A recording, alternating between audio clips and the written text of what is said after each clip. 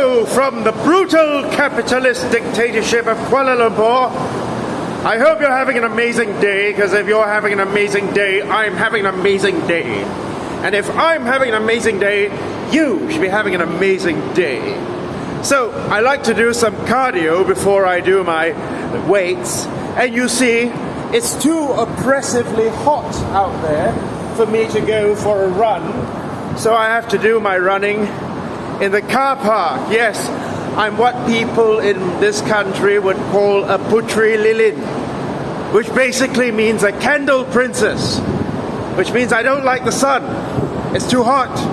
I get too dark because I'm racist. I don't like being dark.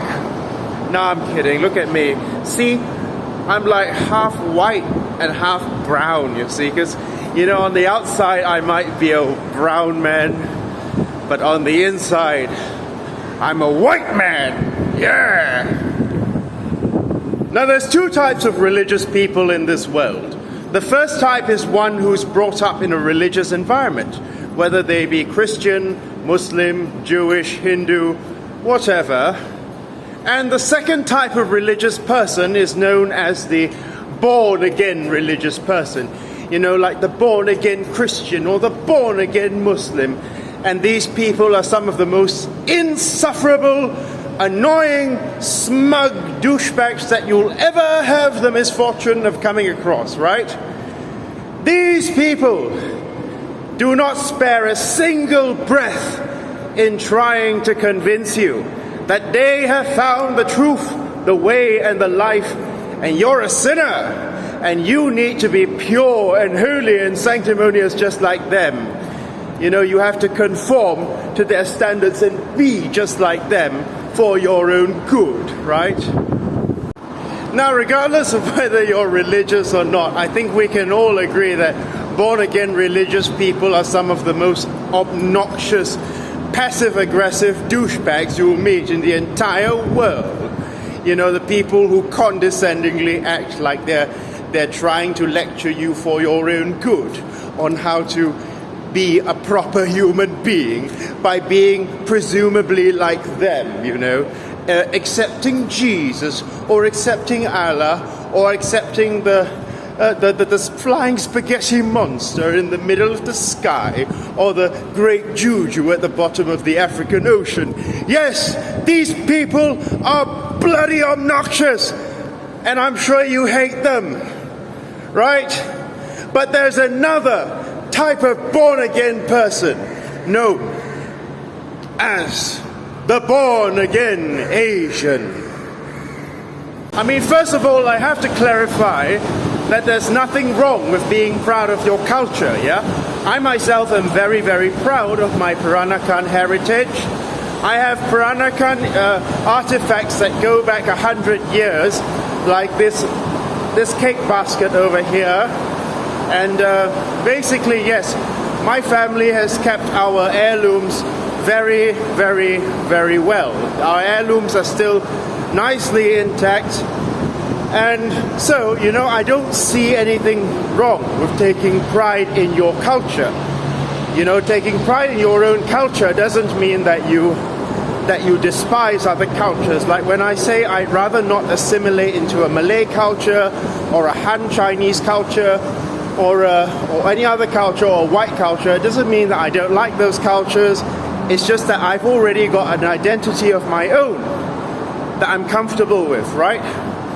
So I have to say that taking pride in your culture is not something that's necessarily a bad thing.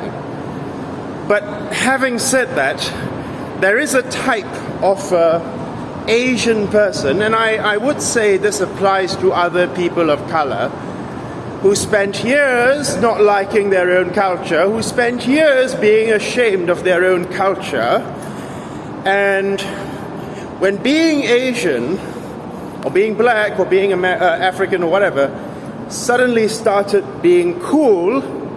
Now, I can't really speak for Africans or Middle Easterners, because I'm not African, I'm Asian, right?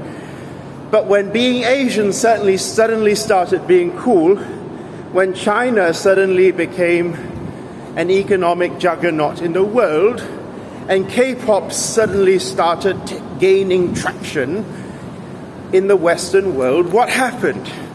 You have this group, of people on Asian social media spaces, namely places like Twitter or Reddit, going all on about Asian pride, and they exhibit the same kind of characteristics as the born-again Christian.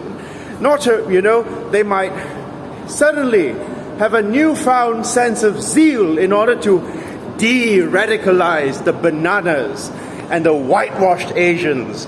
Perhaps they might have learned an Asian language or gained a superficial understanding of some Asian culture, and suddenly they profess to be experts who can determine who is and who isn't Asian, who can gatekeep what is and what isn't Asian, and can go around lecturing people to overcome their whiteness.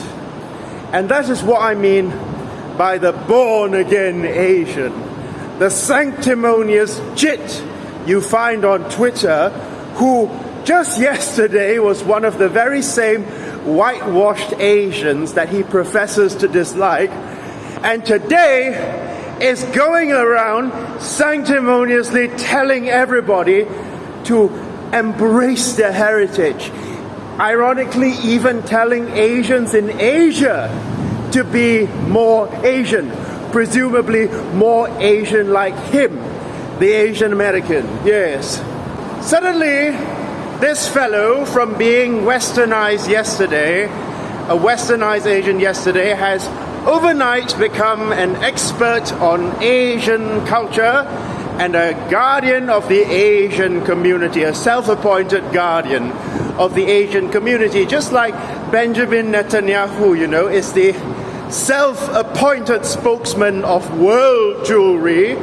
Well, you have these social chauvinists, who appoint themselves as the self-appointed spokespersons of the Asian community, the global Asian community, who are at their heart still very westernized to the core, but feel that they have a right to tell you who is and who isn't Asian, right? And what's hilarious is that these same people will even go up to Asians in Asia who were brought up in an Asian environment, brought up in an Asian family, right?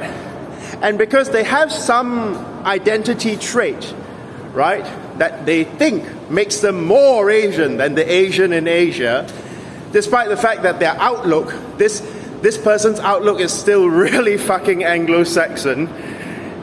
If they have any trait, like for example, perhaps they may be able to speak an Asian language, like Chinese, for example, and they see an Asian in Asia who can't speak Chinese.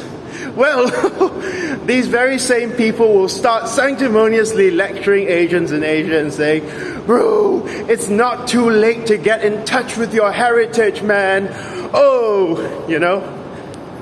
But oftentimes, these people have a very, very East Asian-centric kind of worldview, because although they may say, we take Asian pride, they tend to have a sort of underlying contempt for Southeast Asian cultures, Like once when I said that, my mother tongue is actually Baba Malay, not Mandarin, you had this stupid Korean American actually saying to me like, bro, stop coping and just study Chinese, bro.